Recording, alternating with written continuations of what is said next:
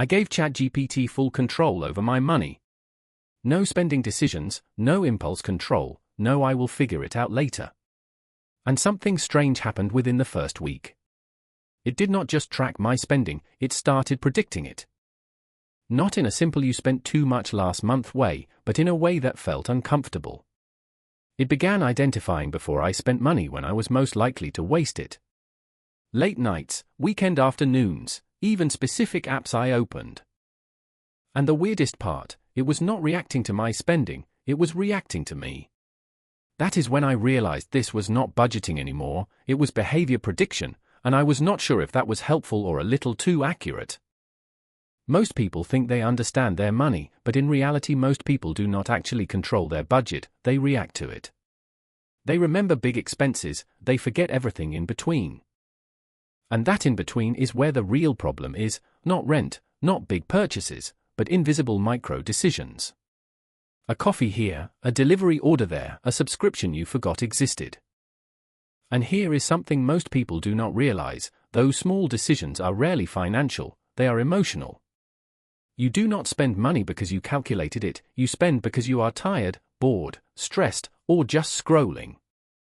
And that creates a blind spot because your brain does not register those moments as financial decisions, it registers them as normal life. So I asked myself, what happens if something removes that blind spot completely? Not a spreadsheet, not an app, but something that actually learns your behavior. That is where ChatGPT came in, and I did not just ask it for advice, I gave it control. I set it up with my income, my fixed expenses, and my savings goal. But then I added something unusual. I told it to optimize my spending based on behavior patterns, not just numbers. And that is when things got interesting, because ChatGPT does not think in emotions, it thinks in patterns.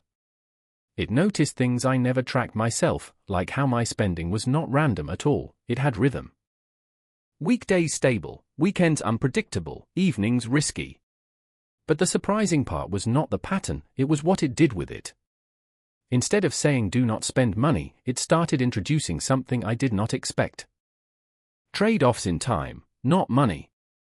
It would say if you spend this now your savings goal moves back by 3 days. And that shift matters more than it sounds because money is abstract, but time is not. Then something even more unusual started happening. It stopped reacting after I spent money, it started warning me before I even opened spending apps.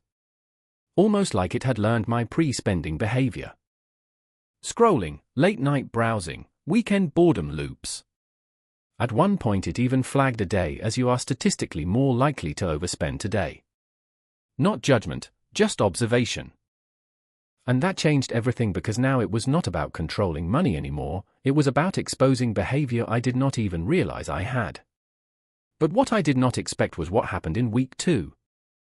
Something shifted and it started feeling less like a tool and more like a system that adapted to me faster than I could adapt to it.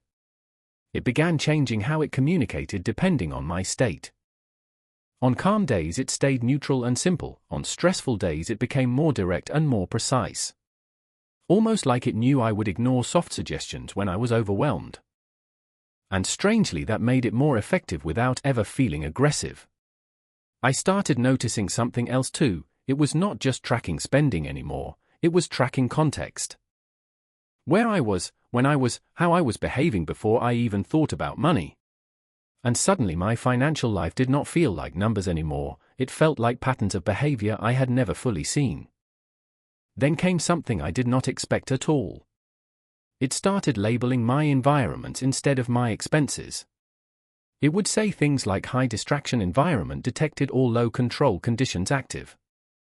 And that changed how I saw everything. A cafe was not just a cafe anymore, late-night scrolling was not just entertainment anymore. Everything started turning into risk patterns. Not good or bad, just predictable. And that is what made it unsettling, because prediction means you are no longer random, you are readable. Let me show you what that actually looked like in real life. On day 6 I was tired, no energy to cook, phone in hand, delivery app open. This is usually where spending happens without thinking. But this time something different showed up. Not a restriction, not a "do not do it," just a breakdown of context. You are currently in a high-risk spending state based on past behavior patterns. That phrase stuck with me. High-risk spending state. It made me realize something weird. I was not making a decision anymore, I was entering a mode. And once I saw it like that, it became harder to ignore. I closed the app and made food at home. Nothing dramatic, but later I realized that was not just saving money, that was breaking a behavioral loop. Around day 12 something unexpected happened. ChatGPT flagged a subscription I completely forgot about. But it did not present it as waste, it framed it differently. This expense reduces your financial flexibility by €14.99 per month. That wording hit differently, not because it was dramatic, but because it made something invisible suddenly feel real. Small expenses do not feel real individually, but they compound invisibly over time. And the weirdest insight was this. Most of my waste was not big purchases, it was boredom spending disguised as small rewards, not enough to notice in the moment, but enough to matter at scale. But then came week 3, that is when I decided to test the system. I wanted to see if I could break its predictions. So I started acting differently on purpose. I opened shopping apps without intention to buy, I browsed longer than usual. I lingered on products I normally ignore, just to see what would happen.